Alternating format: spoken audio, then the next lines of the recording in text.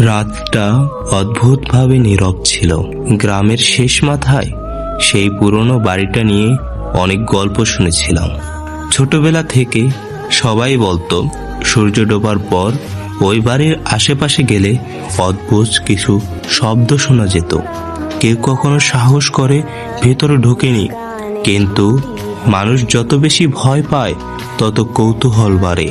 আর আমার ক্ষেত্রেও ঠিক সেটাই হয়েছিল। সেদিন হঠাৎ করে সিদ্ধান্ত নিলাম আমি নিজেই গিয়ে দেখব আসলে সত্যিটা কি। রাত প্রায় 11টা। আকাশে চাঁদ ছিল, কিন্তু মেঘের আড়ালে লুকোচুরি খেলছিল। চারপাশে এক ধরনের চাপা অন্ধকার। যতই কাছে যাচ্ছি ততই একটা অদ্ভুত ঠান্ডা অনুভব হচ্ছিল, যেন আমার আশেপাশের বাতাস হঠাৎ ভারী হয়ে গেছে। বাড়িটার সামনে গিয়ে দাঁড়াতেই লক্ষ্য করলাম দরজাটা একটু খোলা, আর প্রতিবার ধরলেই ক্রিউক করে শব্দ হচ্ছে। আমি কয়েক সেকেন্ড দাঁড়িয়ে রইলাম। বাতাসে সেটা আস্তে আস্তে দুলছে, মনে হচ্ছিল কেউ যেন ভিতর থেকে তাকিয়ে আছে। তারপর সাহস করে দরজাটা ঠেলে ভিতরে ঢুকে পড়লাম। ভিতরে ঢুকতেই একটা তীব্র স্যাঁতসেঁতে গন্ধ নাকে এলো। মেঝেতে ধুলো জমে আছে, দেওয়ালে প্লাস্টার উঠে গেছে। মনে হচ্ছিল বহু বছর কেউ এখানে পা রাখেনি। আমি ধীরে ধীরে এগোতে লাগলাম। হঠাৎ করে পেছনে থেকে দরজাটা জোরে বন্ধ হয়ে গেল, ধপ করে। আমি সাথে সাথে পেছনে তাকালাম, দরজা বন্ধ। বাতাসও তেমন নেই যে নিজে থেকে বন্ধ হবে। বুকের ভেতরটা ধরপড় করতে লাগলো, কিন্তু নিজেকে বুঝালাম হয়তো কাকতালীয় কিছু। আমি আবার সামনে হাঁটা শুরু করলাম। বাড়িটার ভিতরে একটা লম্বা করিডোর ছিল। করিডোর শেষে একটা ঘর, দরজাটা আধ খোলা। আমি টর্চের আলোটা ওদিকে ফেলতেই দেখলাম দরজাটা ফাঁক দিয়ে যেন কিছু নড়ল। আমি থেমে গেলাম, কয়েক সেকেন্ড তাকিয়ে থাকলাম, তারপর ধীরে ধীরে দরজার দিকে এগোলাম। দরজার সামনে গিয়ে দাঁড়িয়ে ভেতরে তাকালাম, কিছুই নেই, খালি ঘর। কিন্তু ঘরের এক কোণায় একটা পুরনো চেয়ার রাখা, আর চেয়ারটা যেন আস্তে আস্তে দুলছে, যেন কেউ একটু আগেই বসে উঠে গেছে। আমার গলা শুকিয়ে গেল। আমি পিছনে ঘুরে বের হওয়ার আশায় কথা ভাবছিলাম। ঠিক তখনই কানের পাশে খুব আস্তে একটা শব্দ শুনলাম, তুমি এসেছো। আমি স্থির হয়ে গেলাম, শরীর নড়ছে না, গলা শুকিয়ে কাঠ। ধীরে ধীরে মাথা ঘুরিয়ে পেছনে তাকালাম, কেউ নেই, করিডোর ফাঁকা। কিন্তু সেই ফিসফিস শব্দটা এতই কাছ থেকে এসেছিল যেন কেউ আমার কানের পাশে দাঁড়িয়ে বলছে। আমি দ্রুত হাঁটা শুরু করলাম, যতই তাড়াতাড়ি সম্ভব বের হতে হবে। কিন্তু করিডোরটা যেন শেষই হচ্ছে না।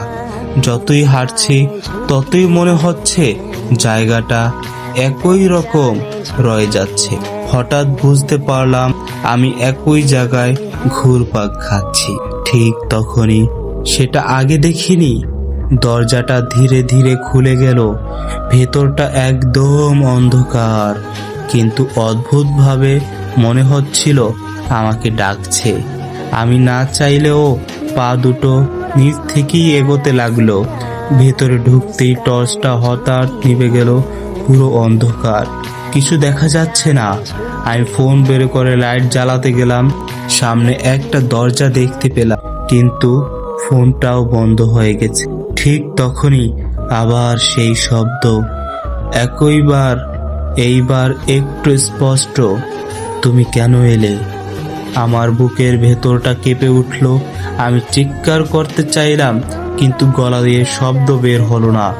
হঠাৎ আমার সামনে অন্ধকারের মধ্যে একটা অবয়ব তৈরি হতে লাগলো।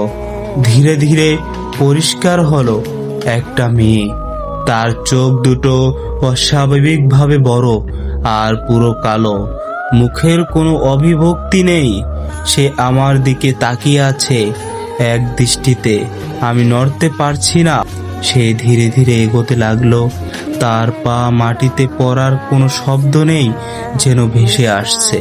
আমার মনে হচ্ছিল সময় থেমে গেছে। সে আমার একদম সামনে এসে দাঁড়ালো, তারপর মাথাটা একটু কাত করে বলল, এখন তুমি আর যেতে পারবে না। হঠাৎ আমার চারপাশে সবকিছু বদলে যেতে লাগলো।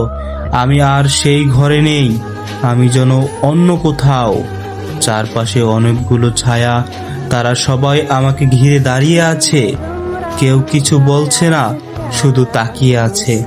আমি হঠাৎ দৌড়াতে শুরু করলাম, কিন্তু যত দৌড়াচ্ছি ততই মনে হচ্ছে তারা আরো কাছে চলে আসছে। আমার পায়ের শব্দ, নিঃশ্বাস সবকিছু যেন খুব জোরে জোরে শোনা যাচ্ছে। হঠাৎ করে আমি একটা দরজার সামনে এসে পড়লাম। দরজাটা খুলে বাইরে বের হয়ে গেলাম, আর বের হয়ে আমি দেখি আবার সেই বাড়ির সামনে দাঁড়িয়ে আছি। কিন্তু এবার সকাল, চারপাশে মানুষজন।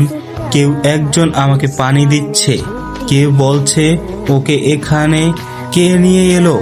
আমি অবাক হয়ে চারপাশে তাকাচ্ছি, কি হয়েছিল কিছুই মনে নেই, কিন্তু একটা জিনিস আমি পরিষ্কার বুঝতে পারছিলাম, আমি একা ছিলাম না। তারপর থেকে মাঝে মাঝে রাতে ঘুম ভেঙে যায়, মনে হয় কেউ আমার ঘরের কোণায় দাঁড়িয়ে আছে, অন্ধকারে তাকিয়ে থাকে, আর মাঝে মাঝে সেই এক ফিসফিস শব্দটি শুনি, তুমি তো এখনো এখানেই আছো।